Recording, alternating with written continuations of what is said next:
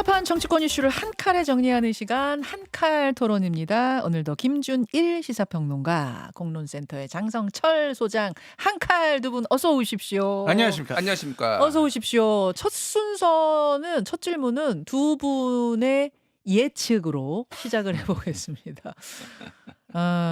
추경호 전 국민의힘 원내대표 오늘 구속영장 실질심사 있습니다. 아마 내일 새벽쯤이면 결과가 나올 것 같은데요. 어떻게 바라보시는가? 뭐 그렇게 돼야 된다 아니다 그런 걸 떠나서 이렇게 나올 것 같습니다라는 예측으로 장 소장님.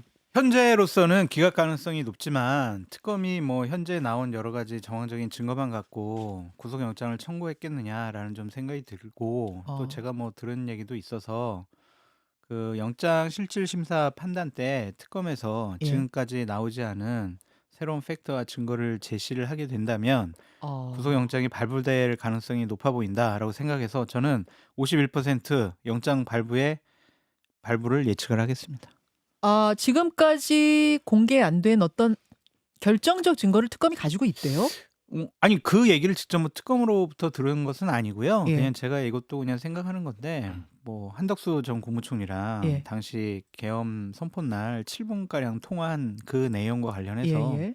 한덕수 전 국무총리가 여러 가지 얘기들을 좀 하지 않았느냐 뭐 그러한 얘기들이 많이 좀 있더라고요. 그래서 그것이 트리거가 돼서 결국에는 좀 구속되지 않을까 그런 생각도 듭니다. 자, 구속 가능성 51% 구속 쪽에 거셨습니다. 김준일 평론가. 예, 지금 언론들의 이제 특검발 단독 보도가 좀 쏟아지고 있어요. 뭐 경향신문 같은 경우에는 추경호 원내대표가 계엄 보름 뒤에 계엄이 잘 됐으면 좋았을 것, 뭐 이런 얘기도 했다라는 거고 지금 뭐 녹화뉴스가 지금 3시간 전에 보도한 거는 추 대표 걱정 마라 이렇게 윤석열 대통령이 한덕수 총리나 전화도 했다 뭐 이런 것들이거든요. 한덕수 총리랑 그날 전화한 내용이 그런 거였다? 예, 걱정 마라 뭐 이런 것도 있고 뭐 이미 보도가 됐지만은 추경호 원내대표가 제대로 표결에 대해서 지시를 안 해줘가지고 혼란스러웠다. 국민의힘 의원들이 진술까지 했다라는 거잖아요.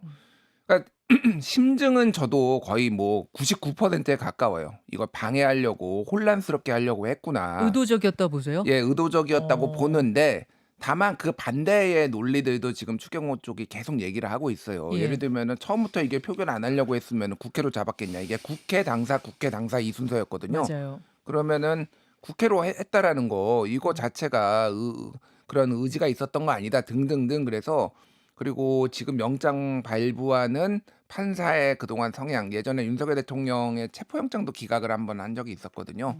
전체적으로 봤을 때 저는 굳이 하자면은 기각 가능성이 조금 더 높다. 아하, 예. 51%로 기각 쪽에 거신다. 지금 발부냐 기각이냐? 제가 51%좀 발부라고 생각하는 것은 추경호 원내대표실 쪽 분위기가 한 일주일 전부터는 네. 좀 약간 침울하고 어두워진 분위기들이 좀 있어요. 웃을 수는 없잖아요. 지금 아니, 그 친구란 게 전까지는- 당연한 거지. 그럼 지금. 아니 그 전까지는 뭐 아무것도 없더라 괜찮다 걱정하지 마라 주위에 많이 얘기하고 다니셨다고 하는데 이상하게 일주일 전부터는 약간 좀 표정도 좀 굳고 어두워졌다 뭐 그런 얘기도 있더라고요.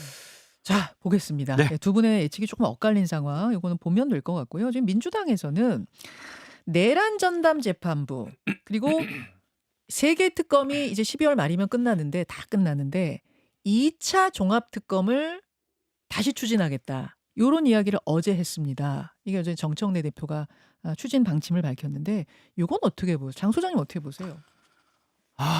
그게 맞나라는 좀 생각이 들고 사법부의 독립을 근본적으로 침해하는 제도와 시스템을 인정하지 않는 모습이다라는 좀 생각이 들고요. 윤석열 전 대통령은 제도와 시스템을 인정하지 않고 자의적인 권력 행사를 했는데 이 민주당 이분들은 제도와 시스템을 무너뜨리려고 하는 것이 아니냐 그런 생각이 좀 듭니다. 법외국제라든지 내란 전담 재판부 설치 이런 것들이 그냥 자기네들 입맛에 맞는 그러한 판결을 끌어내기 위한 사법부에 대한 압박의 수단으로 활용하는 것이 아니냐. 특히 어제 이런 것들을 법사위에서 통과시킨 이유가 추경호 전 원내대표의 예. 구속영장 발부를 해라라는 사법부에 대한 압박이 아니냐. 좀 그런 생각이 듭니다. 법외국제 같은 경우에 상당히 여러 가지 무리한 법안 같아요. 법 왜곡죄라는 건 뭐냐면은 검사나 판사가 조작 기소를 했다고 밝혀지면 처벌할 수 있다 이거죠? 그런데 좀 극단적으로 얘기하면은 검사가 기소했는데 무죄가 나왔어요. 네. 그럼 너는 조작 기소했지? 이거 조사해봐야 되겠는데? 아. 너 기소. 너 문제 삼아야 돼. 이렇게 갈 수 있거든요. 어허. 과연 이게 법이 맞냐 그런 생각이 듭니다. 자, 임진 평론가. 사안을 좀 구분해서 볼 필요가 있을 것 같은데 일단 내란 전담 재판부는 제가 뭐 적극적으로 무조건 찬성한다라는 건 아닌데 할 수도 있다. 어. 그렇게 봐요. 그러니까 다만 이제 이미 1심부터 다시 하는 거는 뭐 현실적으로도 불가능하고 논의가 진행이 이제 어느 정도 됐기 때문에 2심부터 이제 할 수도 있는 건데 일단 사법부에 대한 불신도 있는 거고 있는 거고 또 하나는 장성철 소장님이 계속 이제 사법부를 자기 맘대로 한다라고 하는데 이 지금 뭐 확정된 건 아니지만 법들을 보면은 뭐 예를 들면은 국회에서도 추천하고 뭐 이제 뭐 판사들도 추천하고 그거에서 그거를 최종적으로 지명하는 거는 대법원장이 지금 하게 돼 있는 거거든요. 그래서 뭐 민주당이 이 판사 이 사람이 하세요 이렇게 하는 건 아니에요. 그러니까 이게 틀을 갖추고 있단 말입니다. 그래서 지금 이렇게 뭐 전체적으로 지규현 판사를 포함해서 사법부에 대한 불신도 있고 이 사안의 엄중함이란 게 있거든요. 근데 이것들이 제대로 좀 진행이 안 된다라는 국민들의 불만 이런 것들이 있을 때 이거를 뭐 완전히 무슨 사법부에 대한 압박으로만 볼 수 있느냐 저는 그런 어. 생각이 들고요. 뭐 특검? 2차 종합특검 추진. 근데 2차 종합특검은 좀 고려를 해야 될 게 많은데 대한민국의 수사기관이 특검밖에 없나요? 그러니까 지금 경찰청, 뭐 국수본, 뭐 네. 검찰 아직 해체 안 됐지만 내년 9월까지 있는데 그럼 다 뭐 하고 있는지 왜 특검, 계속 세계 특검만 특검이 하는지. 세계 특검이 다 못한 거는 일단 경찰본부에서 가져가요. 근데 그것과 별개로 2차 종합특검을 또 하나 꾸리겠다는 거거든요. 그러니까 계속 특검을 하는데 저는 좀 이게 원래 있는 제도들을 좀 활용했으면 좋겠다. 이게 특검이 저도 뭐 이게 3대 특검 하는 거에 대해서 찬성을 했습니다. 근데 이제 지금 상설 특검 또 돌아가고 네. 또 이게 또 2차 뭐 이런 종합 특검 들어가고 그러면은 기존에 있는 수사 기관은 못 믿겠다라는 건지 경찰도 못 믿고 검찰도 못 믿고 그런데 막상 그 특검 하면요. 그 경찰하고 검찰이 와요. 그럼 도대체 뭐가 다른 거냐. 아. 예. 그러니까 이게 좀 비정상의 일상화가 되면 안 된다. 이게 지금 아주 특이한 상황이잖아요. 그러니까 네. 3개 특검이 동시에 돌아간 근데 이게 워낙 엄중한 상황이니까 저는 이해는 하는데 이거 국민들이 너무 필요할 것 같다. 그냥 저는 이제는 잘못하고 이제 12.3 비상계엄도 있고 이제 얼마 안 있어 단죄가 들어가면 이제 서서히 일상으로 돌아가려는 준비를 정부 여당도 해줘야 된다.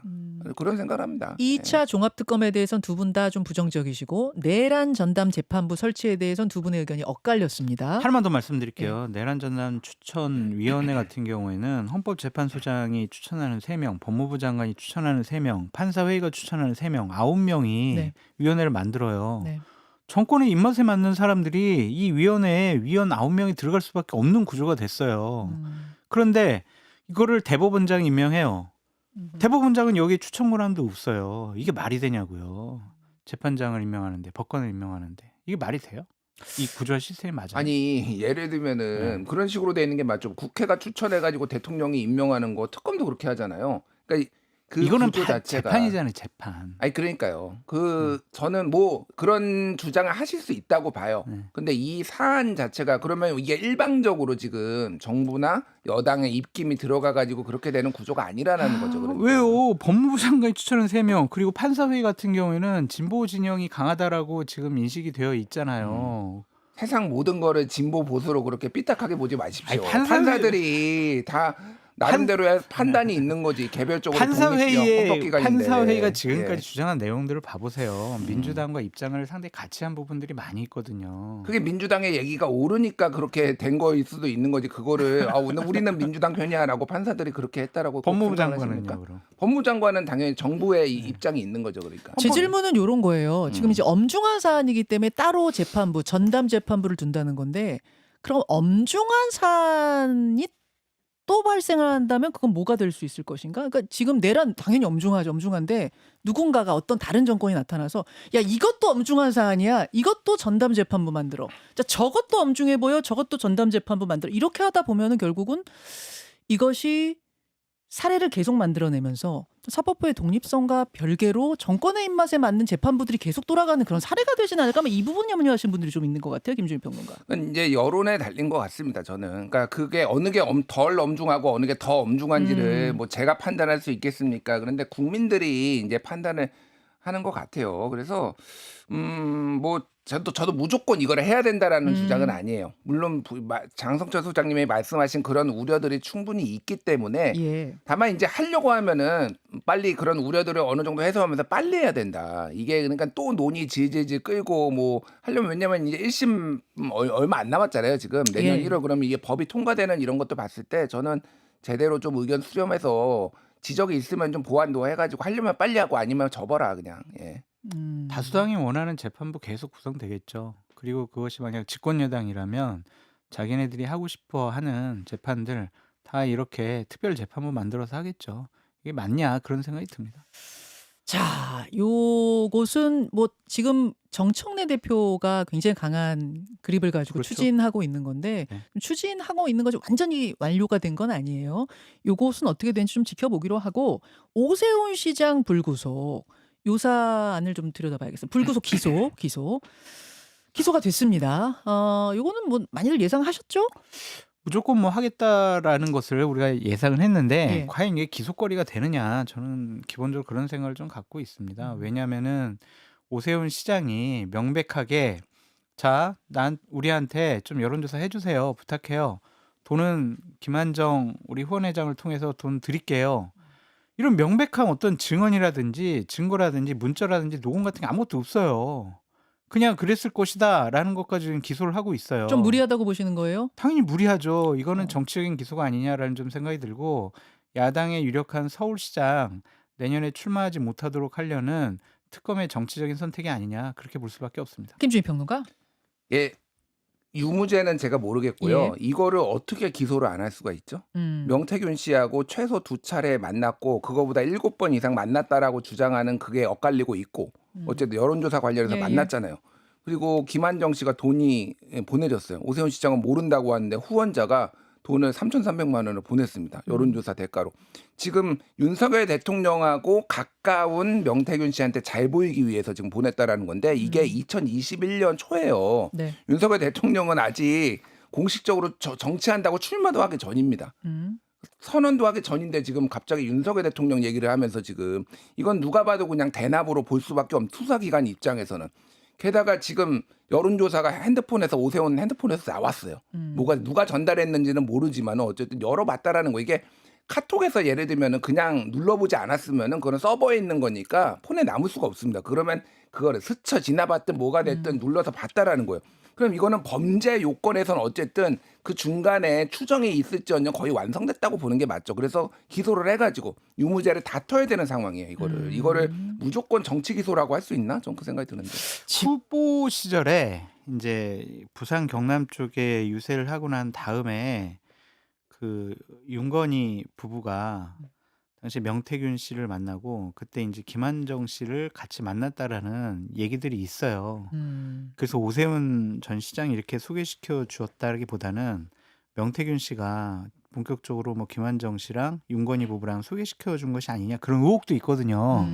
그런 것에 대해서는 조사를 안 한단 말이에요. 지금 특검이 그냥 무조건 오세훈 기소해야지 이러한 목표를 세워놓고 꽤 맞추기식으로 지금 기소 내용을 뭐 예를 들면 민주당 말로 하면 조작 기소한 것이 아니냐 그렇게 지적할 수도 있는 것이죠. 뭐가 조작이죠 여기서? 아니 그러니까 예를 들면은 아까 얘기했잖아요. 여론조사 해달라고 한 오세훈 시장의 명백한 증거라든지 증언이라든지 문자 내용이라든지 녹음 있어요?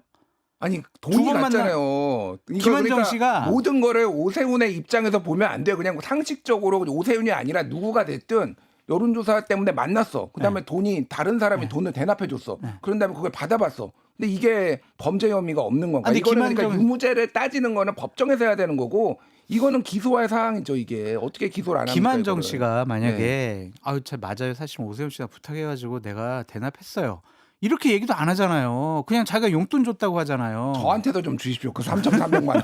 제가 잠시 끼어들겠습니다. 이게 무리한 기소냐 아니냐 두 분의 의견이 또 좀 엇갈리고 있는데 제가 질문드리고 싶은 건 그래서 지방선거에는 어떤 영향을 미칠까? 지금 여론조사 돌리면 오세훈 시장이 압도적으로 다 1위가 나오고 있거든요. 대부분 여론조사 거의 다일 거예요.